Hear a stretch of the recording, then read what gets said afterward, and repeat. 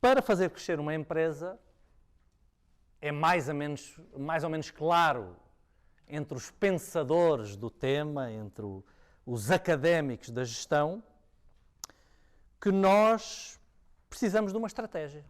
Não é? Qualquer coisa para que eu queira fazer crescer, eu preciso de encontrar uma estratégia que me faça acreditar que resultará nesse crescimento. E o que é isto da estratégia? Bom, a estratégia é essencialmente uma forma de organizar os meus recursos. Nós temos uma série de recursos nas empresas. Oh Paulo, que recursos? Ativos. Temos ativos nas empresas. Coisas que fazem parte do balanço da empresa. Temos ativos. Temos pessoas. Temos pessoas nas empresas. Um dos ativos é dinheiro. Temos dinheiro nas empresas. Desejavelmente. Às vezes temos dinheiro que é mesmo da empresa, que é mesmo nosso, outras vezes temos a capacidade de pedir dinheiro emprestado. Mas se eu acedo a esse ativo, eu posso usá-lo a meu favor. E temos tempo, não é? Ativos ou recursos, tempo, equipa, pessoas e imobilizado, dinheiro.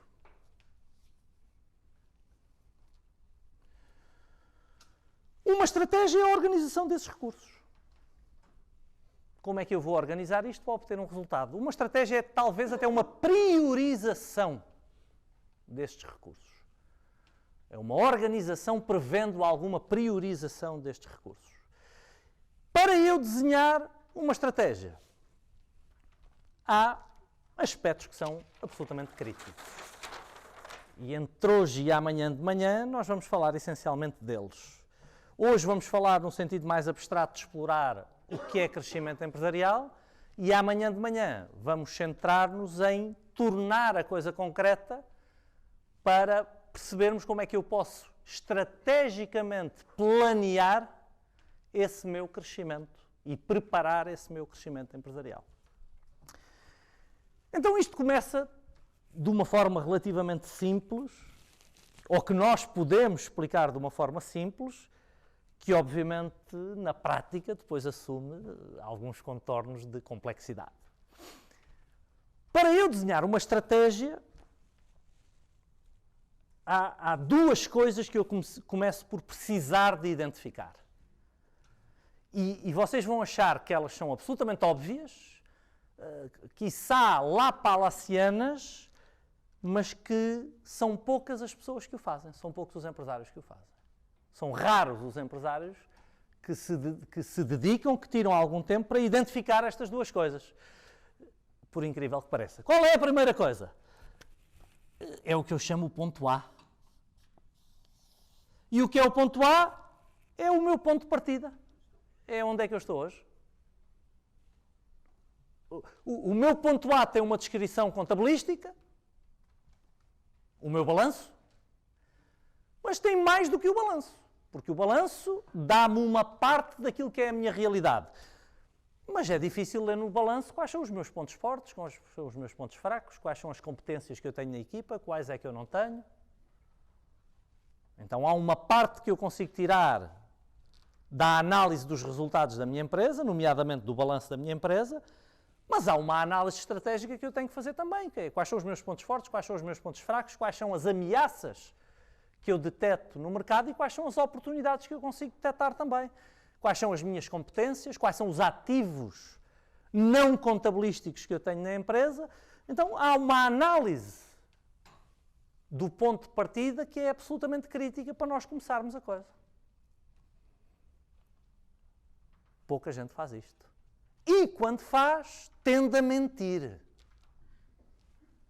Como, aliás, eu também faço quando me peso. Eu digo a mim mesmo que sempre tive os ossos pesados. A segunda coisa que eu quero identificar é aquilo que eu chamo o ponto Z. E o que é o ponto Z? É o ponto onde eu quero chegar. Eu sei que acabei de dizer uma coisa absolutamente óbvia e absolutamente lapalaciana. Mas ninguém faz. Oh Paulo, tu acabaste de generalizar. Verdade. E, consequentemente, menti. Pouca gente faz. A percentagem de empresários, nomeadamente nas PME, que está a fazer isto, é uma percentagem muito baixa. Não apenas não dizemos a verdade sobre o ponto A, não nos dedicamos a identificar qual é, como também não nos dedicamos a pensar qual deve ser o ponto Z. E as pessoas muitas vezes pensam, oh Paulo, e Z é quanto tempo? A verdade é que Z são vários tempos. A visão da minha empresa é Z. E a visão da minha empresa, isto é mais um tema do mini MBA, quando falamos de estratégia, a visão da minha empresa é uma coisa que não se esgota sequer no tempo. Talvez a minha empresa possa sobreviver 3, 4, 5, 6, 10 gerações, não faço ideia. Então a visão não se esgota. A visão de ser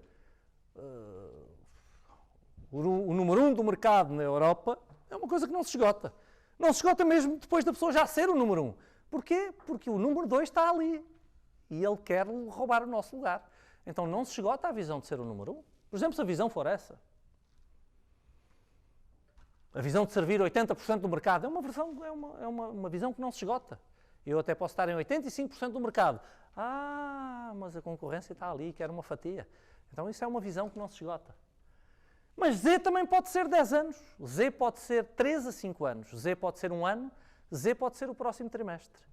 Z é apenas uma letra que eu estou a usar para identificar o destino. E a verdade é que eu preciso de destinos de longo prazo e de destinos de curto prazo.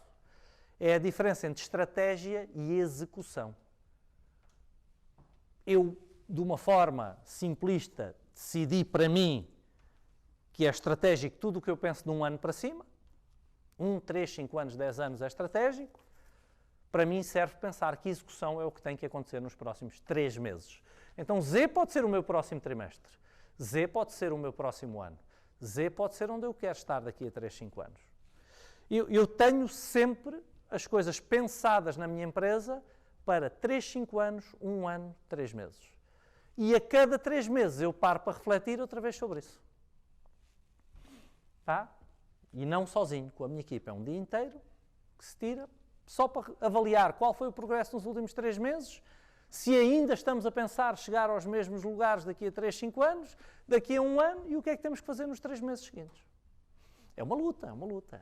Às vezes vamos um bocadinho mais rápido, outras vezes vamos um bocadinho mais lento. Às vezes achamos que Z já não é ali, que é um bocadinho acolá.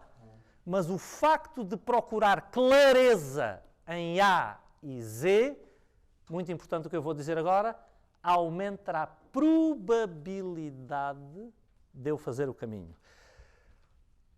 Brian Tracy alega que os estudos feitos pela equipa dele, e diz isso em vários livros, atestam que planear este caminho aumenta em 1000%, aumenta em 10 vezes a probabilidade de atingir o ponto Z, de atingir o objetivo, de atingir o resultado.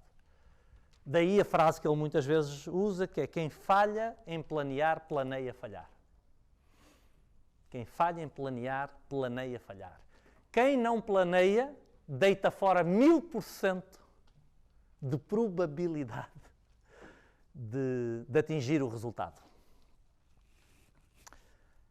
Depois de eu ter identificado claramente onde é que estou e para onde quero ir, qual é a avaliação seguinte que eu tenho que fazer?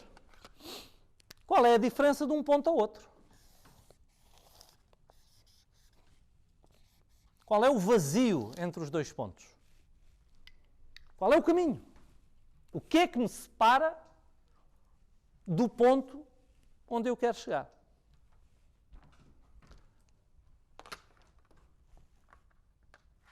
E não de menor importância, quais os obstáculos que eu imagino que preciso de enfrentar para lá chegar. O que é o meu plano?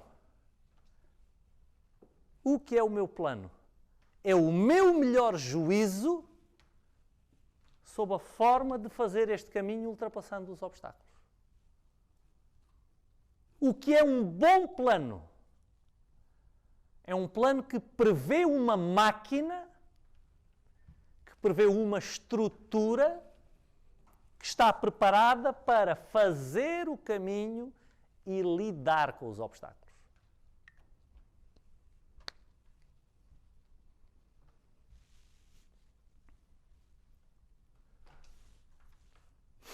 Muito importante em todo este processo é a identificação de uma oportunidade. Porque que caminho é este? É o caminho de exploração de uma oportunidade. Tem que ser identificada uma oportunidade na realidade, no mercado, que me permita levar de um ponto ao outro. De A a Z. Então o processo de desenhar o crescimento estratégico da minha empresa passa pela identificação da oportunidade e o alinhamento dos meus ativos internos com essa oportunidade. Deixem-me pôr a coisa de outra forma.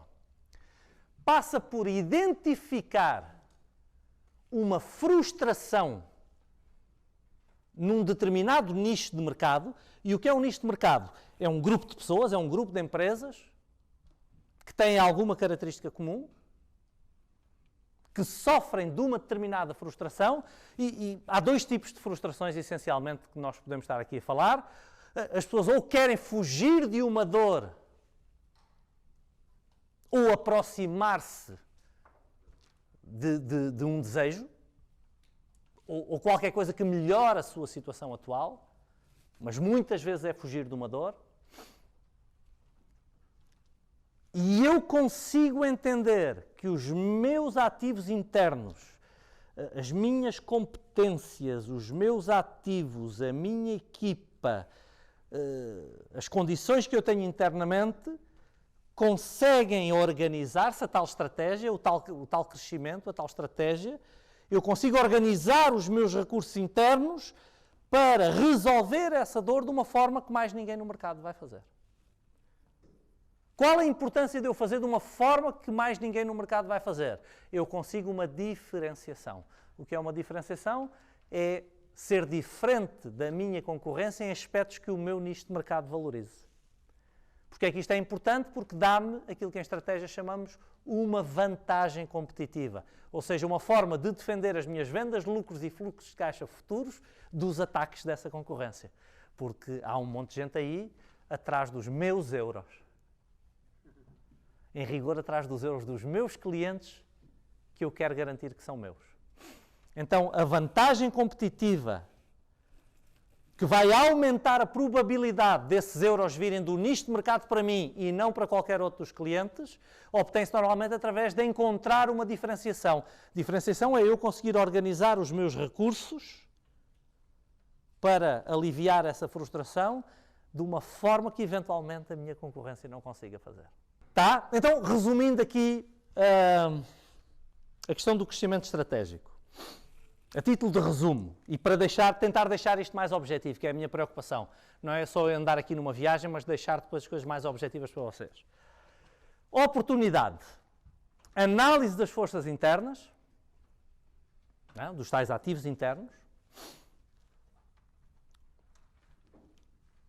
Identificação de um determinado nicho no mercado, um grupo de particulares ou empresas que tenham uma frustração comum que estas minhas forças internas conseguem aliviar. Obviamente que um nicho que tenha uma dimensão suficiente para que eu possa crescer.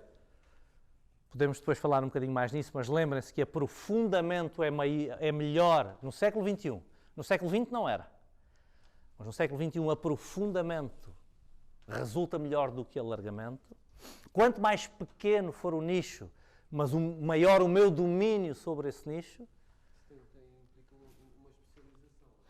Absolutamente, é isso que nós procuramos. Aliás, a estratégia hoje é eu ir subnichando até eu ser o líder.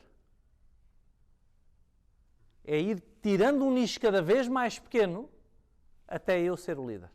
É tipo o médico de clínica geral e o especialista. Exatamente. Só que às tantas o especialista pode ser o especialista Da especialidade. em Alcácer do Sal. Ok. Tá? Especialistas em, sei lá, pediatria, ainda há um monte. Não é? Ele já não é clínica geral, já é pediatria. Especialistas em pediatria em Portugal, aí já há menos.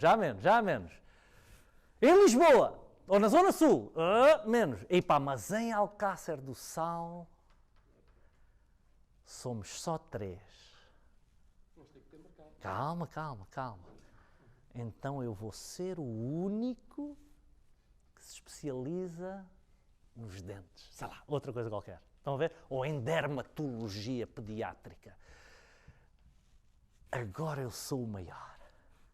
Estão a ver? Agora, neste nicho, eu não tenho concorrência. Questões dermatológicas pediátricas em Alcácer do Sal, sou eu. Tenho que vir trabalhar. De dermatologia. Não vai imaginar. Aquilo, o sal e o arroz, aquilo é... Não, obviamente que o risco eu acho tantas subnichos, tanto que ninguém tem o problema. Mas aí o problema está anterior. Eu já não estou dedicado a aliviar uma frustração do mercado, eu estou dedicado a aliviar a minha frustração. Por isso é que antes disso é a frustração do mercado. Eu não vou para a pediatria dermatológica ou dermatologia pediátrica em Alcácer do Sal, porque é a única coisa que mais ninguém faz. Então, mas se mais ninguém faz, porque não há um mercado para isso, então eu não estou a ser diferenciado. Lembra-se do que eu disse que era diferenciação? Eu tive o cuidado de dizer. É eu fazer qualquer coisa de diferente, mas que o mercado valorize. Mas tem que perceber no mercado essa frustração. Se o mercado não valoriza, por exemplo, iogurtes, quantas empresas há? Um monte. Iogurtes aromáticos, um monte. Quem é que vende iogurte de peixe? Não se estejam a rir porque sem espinhas. Nas versões dourada, sargo e robalo. Eu sou totalmente diferente. Serei diferenciado? Provavelmente não. Porquê? Porque talvez, se alguém quisesse, se alguém já tinham feito, talvez o mercado não valorize. Tá? Talvez, nunca se sabe se há um nicho em senhoras grávidas que se apaixonam pela versão dourada do meu iogurte. Não sei. Mas sempre aliviando uma frustração do mercado. Tá? Se não alivia uma frustração do mercado, não serve para nada. Claro, se nenhuma criança tem problemas dermatológicos nesta cidade, eu não me vou especializar nisso só porque não há mais ninguém. Tá? Ou se a percentagem de crianças com problemas dermatológicos é tão pequena, até pela dimensão da cidade, eu tenho um cliente por dia, eu não sobrevivo.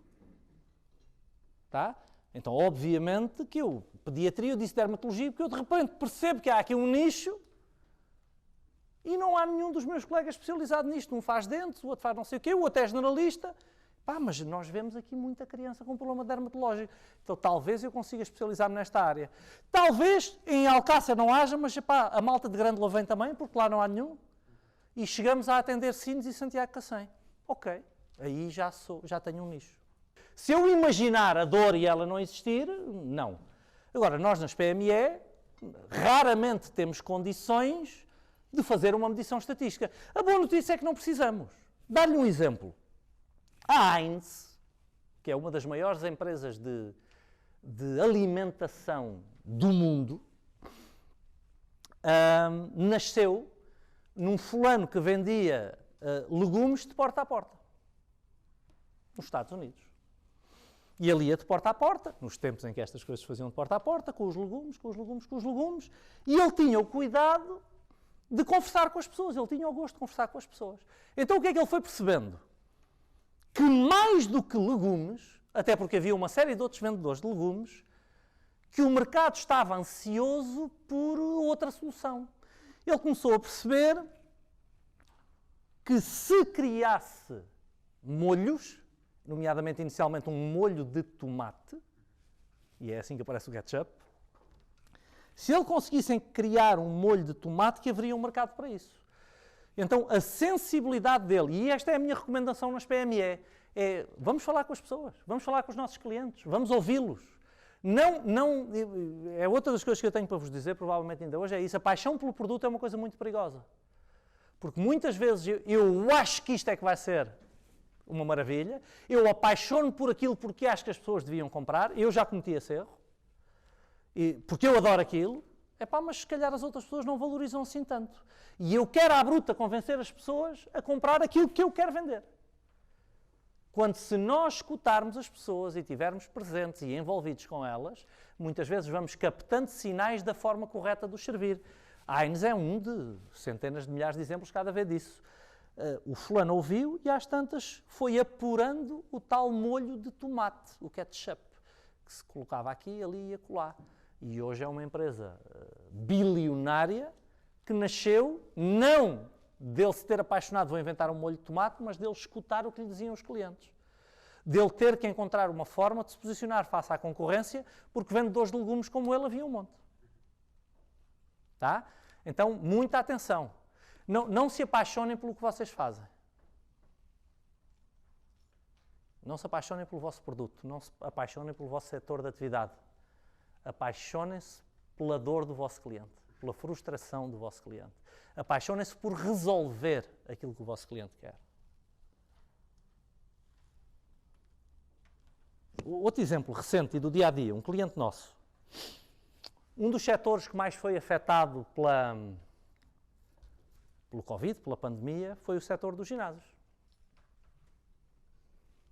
Porquê? Porque durante 3 meses fecharam-nos, não pode sequer abrir. Não interessa se tem despesas, se não tem despesas, está fechado. E depois, quando reabriram com imensas limitações. E mesmo reabertos com imensas limitações, depois são os próprios sócios que têm algumas reservas a ir lá. Porquê? Por pouco medroso que a pessoa seja, vou pôr a mão aqui. Quantos gajos agarraram neste peso antes de eu agarrar nele? Não é? Quantas pessoas se sentaram nesta bicicleta antes de eu me sentar aqui? Por muito que eles vão e limpam, ou dizem que fazem e que limpam, há limitações. A pessoa, ok, para o ano eu volto ao ginásio, ou daqui a 6 meses, vamos ver. E a maior parte dos ginásios, a esmagadora maioria ficou à espera que as coisas se resolvessem. Depois houve uma percentagem que foi pressionar as associações de ginásios para pressionarem o Estado a reabrir os ginásios. E quase todos, não todos, estão a ver, evitar a generalização, quase todos perderam uma pipa de massa. Nós temos um cliente que aumentou os lucros durante a pandemia. Um cliente de ginásio que aumentou os lucros durante a pandemia. Não as vendas, mas os lucros. Porque foi o único daqueles que eu conheço, para não generalizar, daqueles que eu conheço, que em vez de estar preocupado consigo, esteve preocupado com os clientes. Obviamente que é das poucas PME que eu conheço que analisa os resultados, as demonstrações financeiras, é uma das PME, mesmo dentro dos nossos clientes, que tem uma solidez financeira mais forte, porque não apenas têm tido o nosso apoio, mas porque também já é a natureza do dono daquela... É uma cadeiazinha, são 4 ou 5 ginásios. Já é a natureza do fulano, é um rapaz novo, 30 e poucos anos, mas um super empresário, uma consciência incrível. Sou admirador profundo dele. E nas nossas sessões fomos conversando e foi simples. Temos capacidade financeira, vamos comprar algum material adicional e vamos pôr o material em casa dos nossos sócios. Colocavam uma bicicleta na casa dos sócios, colocavam um kit de pesos na casa do sócio, colocavam aquilo que o sócio gostava de fazer para treinar e agora vamos-lhes dar treino online. E aumenta os lucros porquê? Porque baixa os custos, porque o ginásio está fechado. Precisa de menos colaboradores. Mas ao ter a capacidade de investir em ativos, de usar os seus ativos para adquirir outros ativos e servir o cliente em vez de estar preocupado em servir-se a ele próprio, ganhou dinheiro com a pandemia, sendo um dos setores mais mais afetados. Porque encontrou uma forma de resolver a situação, sempre vocacionado na dor do cliente.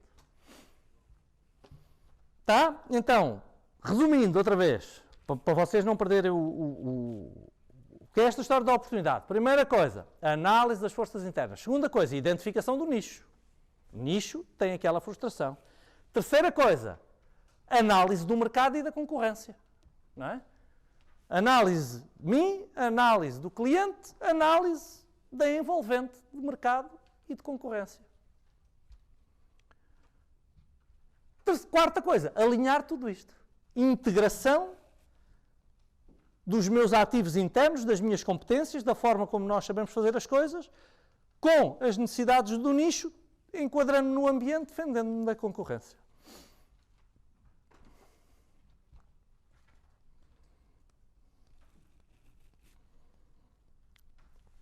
Ao fim e ao cabo, para a estratégia, eu preciso de clareza na oportunidade, identificação dos obstáculos, um plano para ultrapassar isso. Parte do plano é uma estrutura de alocação de recursos e a contemplação do risco que nós já vimos antes.